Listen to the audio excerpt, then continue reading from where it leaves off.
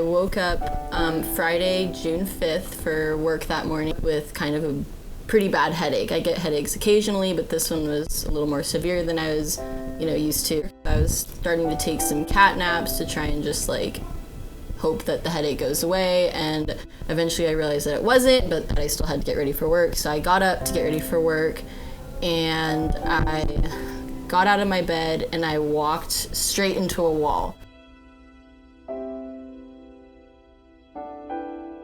The morning that Nora had her stroke, I went to wake her up and I was like, "Hey Nora, what's going on?"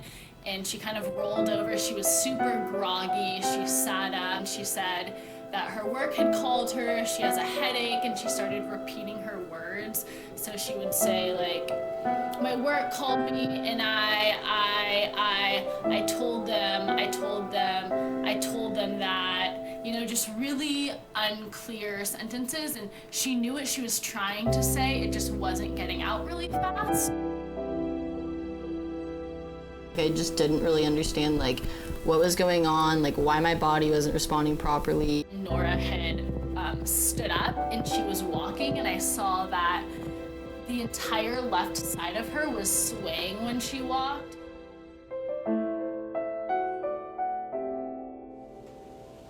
Nora was a very special case for us because of her age.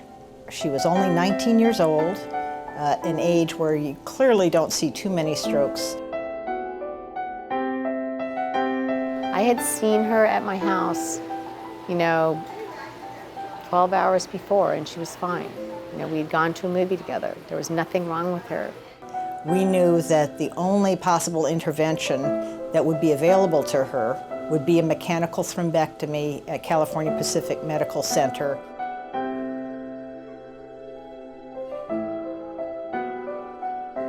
So when Nora arrived at our hospital, she still had pretty profound neurological deficits.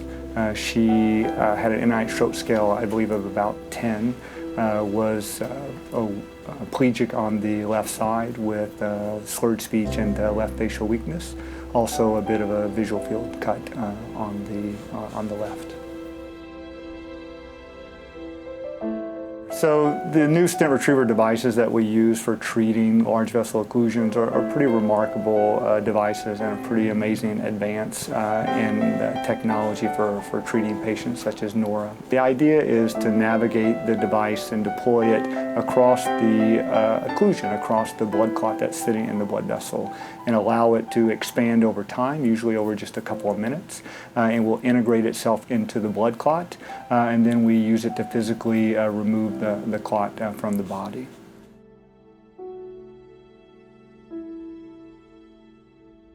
I remember Dr. English, he had showed us some video that he'd or I guess not video, but photos that he'd taken on his phone that's showing the clot that had been removed, and also her brain blood flow before and after.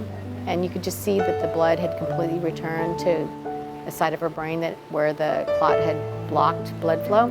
And so we were watching Nora recover, and he said, "Nora, how are you feeling?" And she said, "Better. I don't have a headache anymore." And I said, "Nora, can you put your hands over your head?" And she did. And he said, "Nora, can you tap your fingers?" And she did. And I said, "Nora, do the V sign for victory." And there's this great picture of Nora with her hands over her head. It was an amazing thing to see, and everybody was just so thrilled for her, Even within about an hour of her procedure, she had had a complete recovery of her motor strength of the left arm and leg.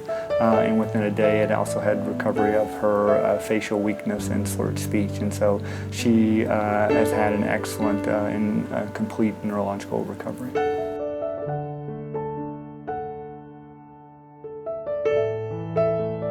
I will never live long enough to thank Christy and Dr. English and the doctors at Santa Rosa for what they did. I mean, Dr. English has told us many times that if Christy hadn't done what she had done, and if Santa Rosa hadn't thought to medevac her to CPMC, and if Dr. English hadn't been there, I mean, these are all things that were fortuitous, that all happened very quickly, that I had no control over. When I see someone that's had a stroke, and I see that they have the symptoms that I could have had, I think that I'm really lucky.